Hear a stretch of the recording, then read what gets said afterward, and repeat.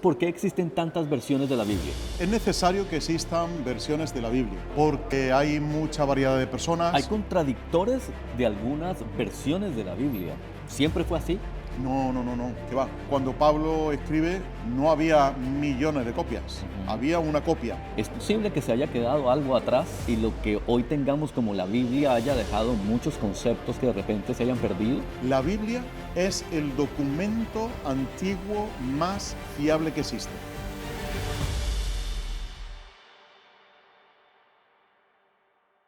Queridos amigos, qué bueno que nos están acompañando en este segundo episodio acerca de la importancia de la Biblia. Espero que en el primero hayan aprendido muchísimo, pues porque aquí lo vamos a seguir haciendo junto a José María de Rus. Gracias por continuar en este episodio acompañándonos en esta serie importante acerca de la importancia de la Biblia. Les dije que íbamos a hablar de temas interesantes y uno de ellos es por qué existen tantas versiones de la Biblia.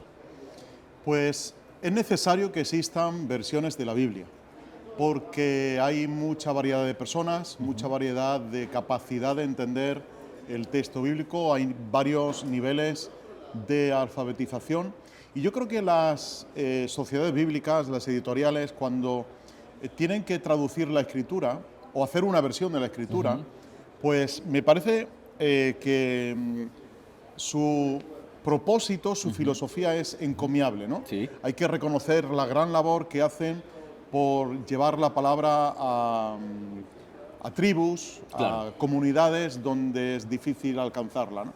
Pero básicamente siguen dos filosofías de traducción.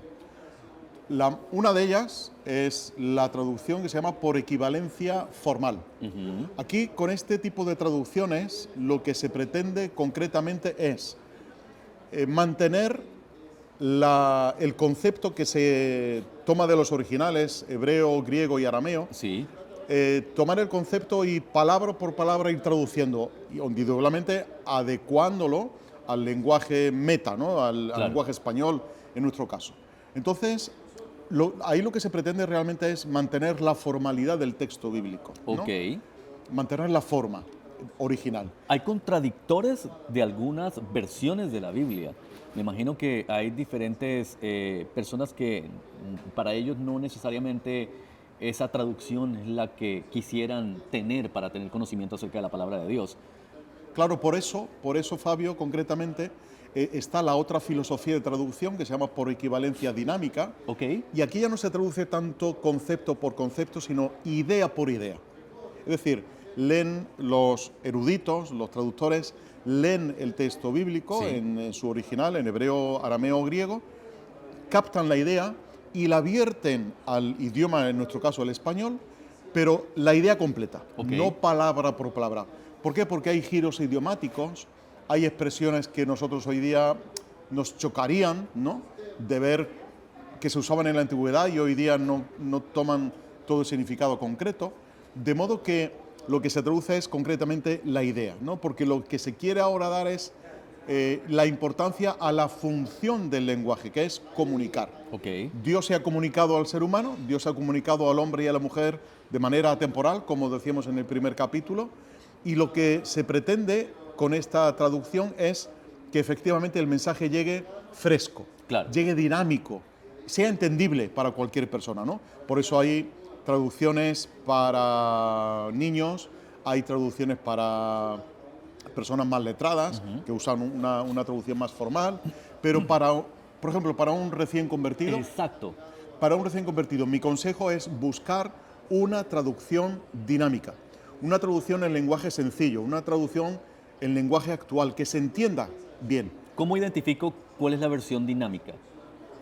Bueno, una versión dinámica es una versión donde tú abres el texto bíblico, abres la Biblia y es fácilmente reconocible porque el lenguaje que se usa es un lenguaje actual, Ok. es el lenguaje común, ¿no? Ok.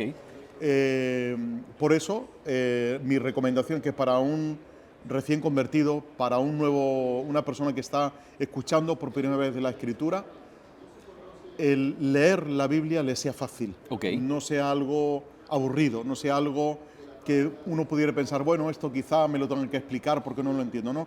Dios creo que tiene el propósito de hacer comunicar su mensaje de manera clara. Claro, en mi ignorancia pensaría que una Biblia de estudio sería mejor para alguien que está empezando o no. La Biblia de estudio, lo que hacemos, concretamente en Editorial CLIE, que concretamente este año celebramos el primer centenario de la editorial, nuestro propósito en estos últimos años al producir Biblia de estudio es dar herramientas, como hablábamos antes, de exégesis, de hermenéutica, Sí.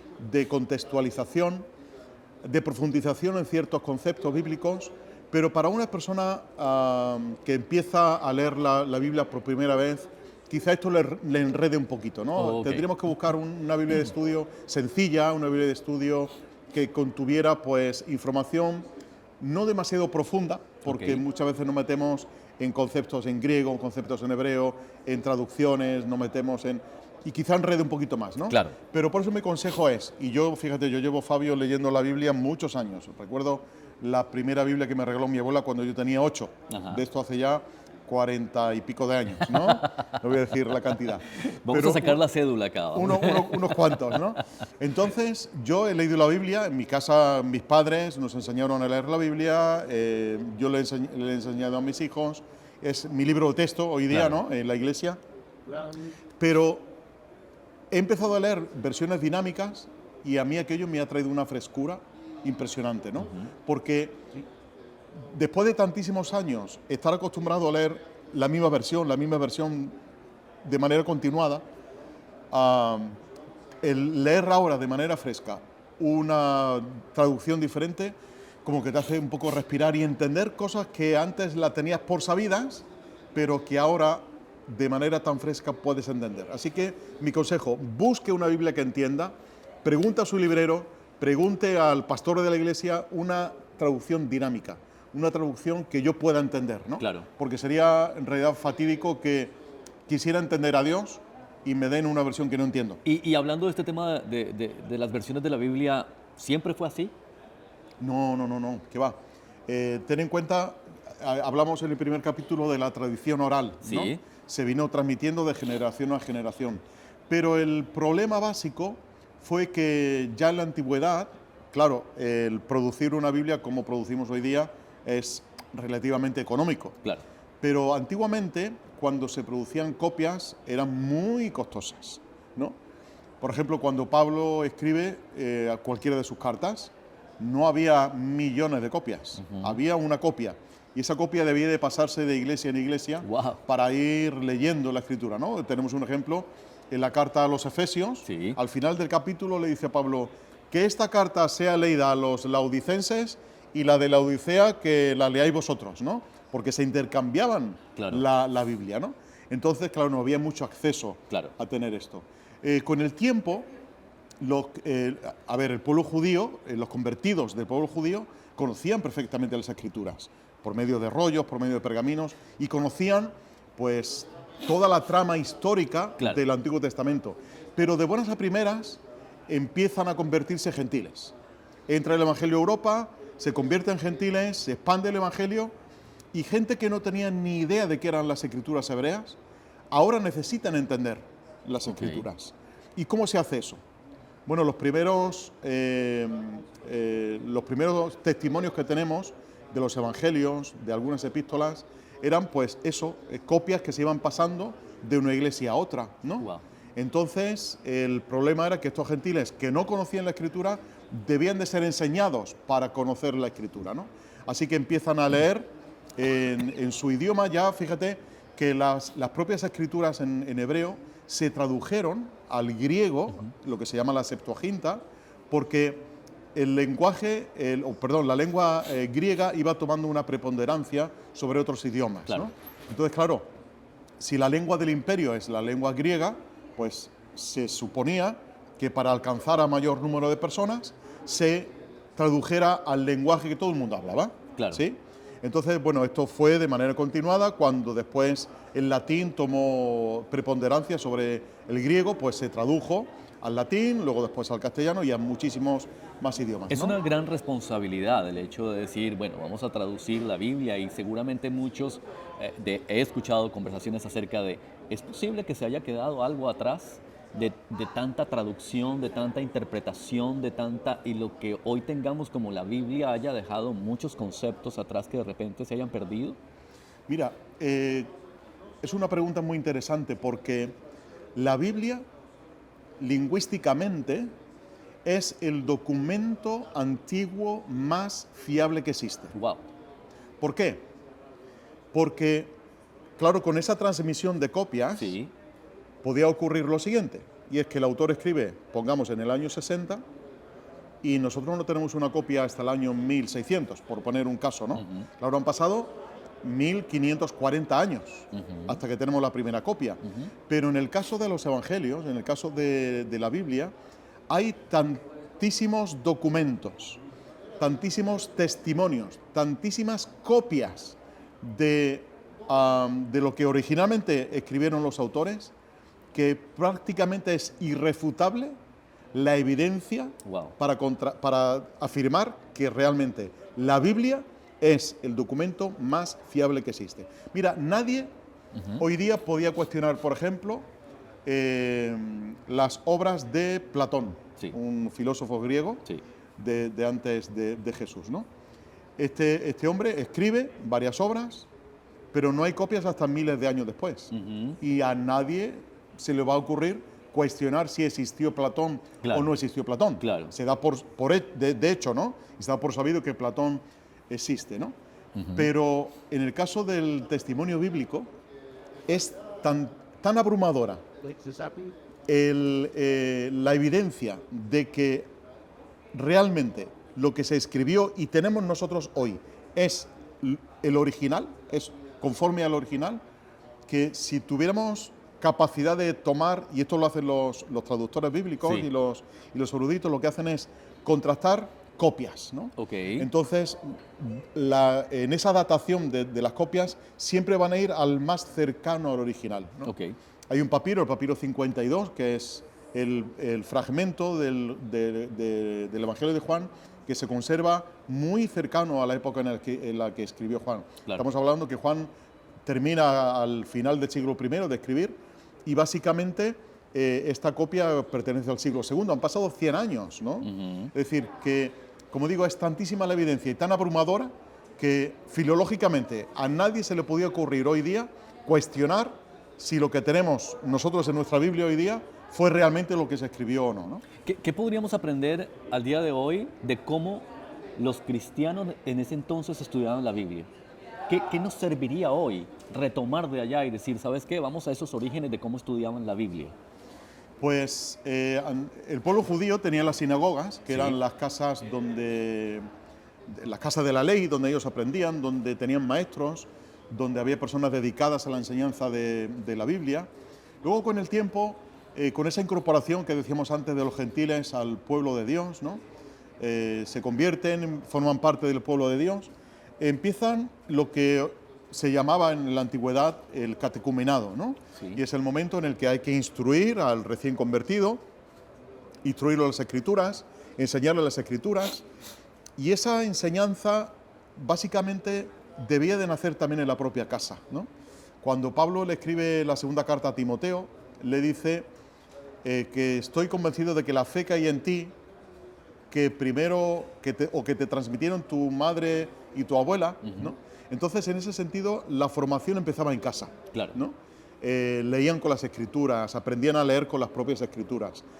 Y eso es, digamos, formaba parte del trasfondo histórico de aquel momento, ¿no? Sí. Y luego, cuando ya empieza a incorporarse el culto también como parte fundamental de la vida cristiana, ¿no? Se dividía en dos partes. Teníamos Ok. por un lado lo que era la mesa del Señor, donde los cristianos se juntaban para celebrar una vez más y recordar la muerte de Jesús, tal y como él había dejado instituido.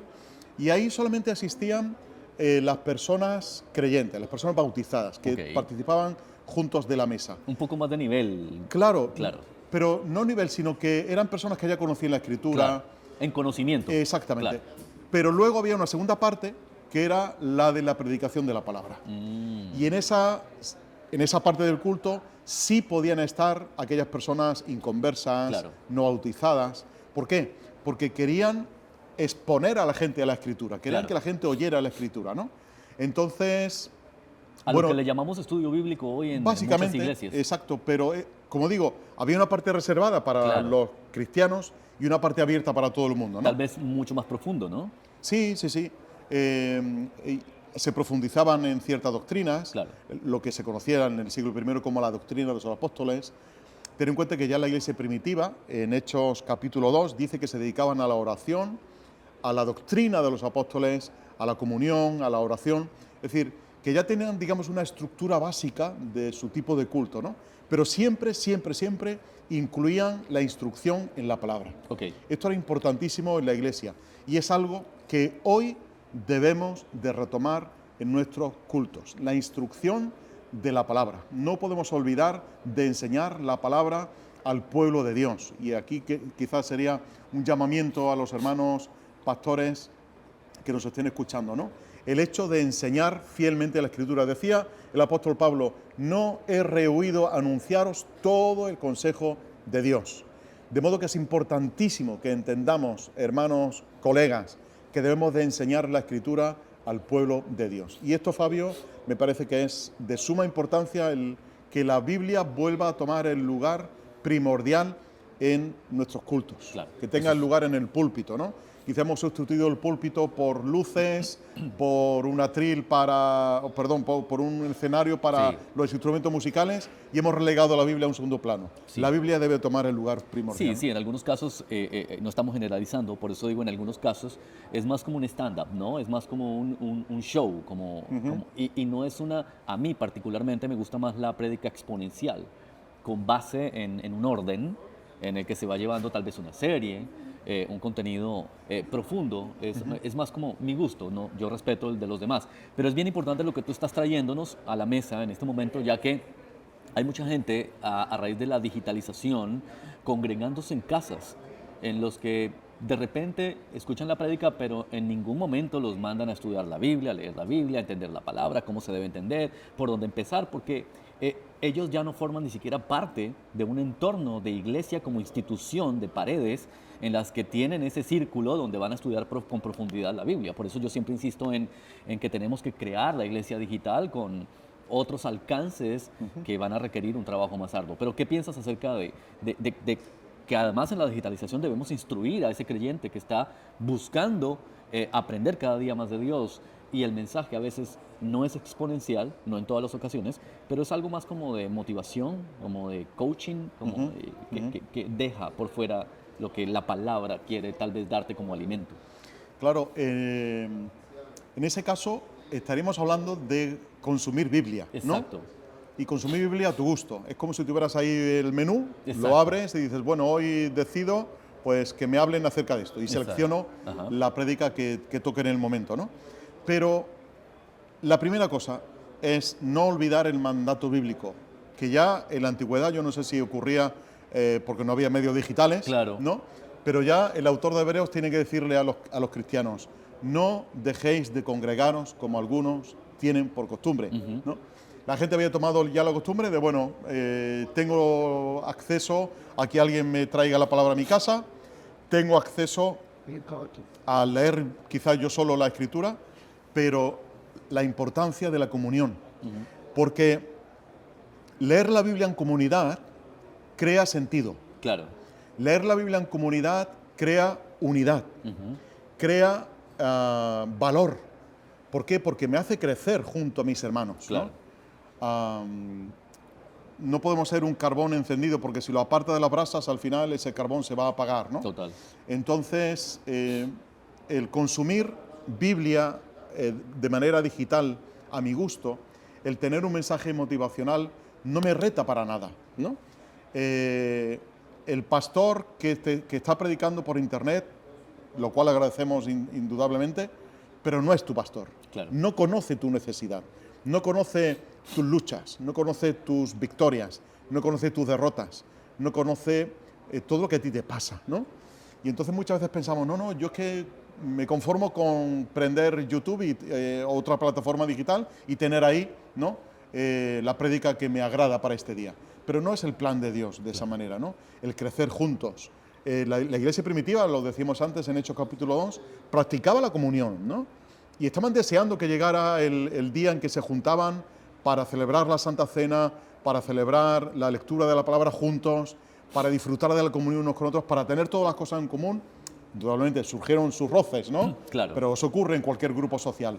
Pero aún así, la bendición de estar juntos, Claro. la bendición de tener comunión, la bendición de crecer juntos, ¿no?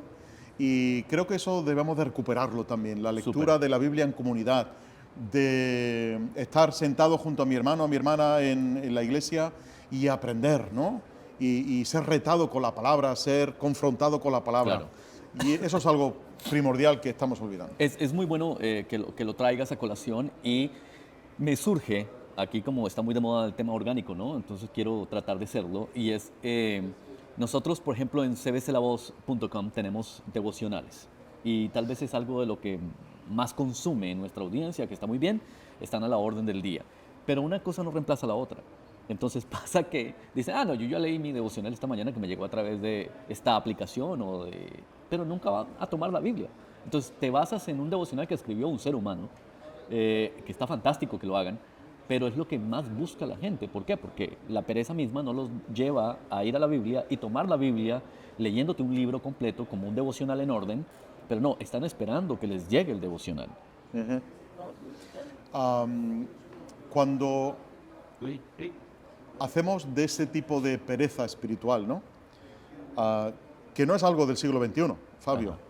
Ya la iglesia antigua también tenía sus Interesante. problemas en este tema, ¿no? Y el apóstol Pedro tiene que decirle, vamos a ver, si lleváis tanto tiempo, necesitáis volver a los inicios de lo que se os habló, ¿no?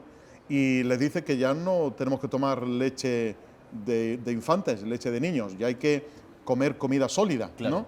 Es decir, que tiene que haber un crecimiento, porque de otra manera, si solamente nos alimentamos de lo básico, vamos a tener alguna deficiencia en nuestro crecimiento, Claro. ¿no? Es igual que ocurre con el cuerpo humano.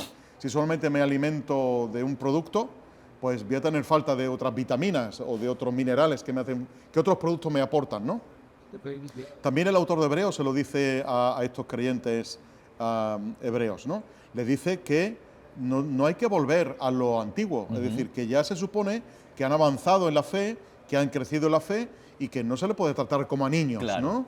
Entonces, es cierto que un devocional todo lo hacemos, nos ayuda en el día para saber cómo aplicar el texto bíblico, etcétera, etcétera, pero es importantísimo el estudiar de manera sistemática un libro de la Biblia, ¿no? Y el hacerlo en comunidad, Claro. no hacerlo en casa, porque eso también quizá me produce una pereza de relación con Claro. otras personas, ¿no? Hacer un estudio bíblico en comunidad, leer la Biblia en comunidad. Analizarla, ¿no? Claro, pero incluso usando medios digitales. Me puedo buscar personas de mi entorno, personas de otros países, que los hay, ¿no? Donde creo un grupo y puedo comentar la Biblia juntos, podemos Interactuar, estudiar un claro. libro, interactuar, ¿no? Aunque sea de manera digital, pero siempre, siempre es importantísimo el hecho de la comunidad, el hecho de que no somos creyentes tipo llanero solitario, Claro. ¿no? Somos creyentes que trabajamos juntos, que luchamos juntos, que vencemos juntos y que caminamos juntos hacia el supremo llamamiento de Dios, ¿no? Así que animo a nuestra audiencia a que busquen una comunidad donde se lea la Biblia, busquen una comunidad donde se estudie la Biblia con mucha profundidad y sobre todo que leamos la Biblia en comunidad, que es importantísimo el crear conocimiento, el crear relación y el crear sentido a todo lo que estamos viviendo. Pues queridos amigos, están viendo este segundo episodio de pues, la importancia de la Biblia con José María de Rus. Estamos hablando de diferentes aspectos importantes acerca de la Biblia. Hemos aprendido muchísimo y seguiremos aprendiendo en el siguiente episodio porque allí estaremos hablando acerca de los padres de la Iglesia y la Biblia, entre otros temas. Quédense conectados con nosotros, cbclavoz.com, con José María de Rus, quien tiene un amplio conocimiento en todo lo que tiene que ver con la Biblia y nos está enseñando muchísimo. Quédate allí. Gracias por formar parte de nosotros en CBC La Voz.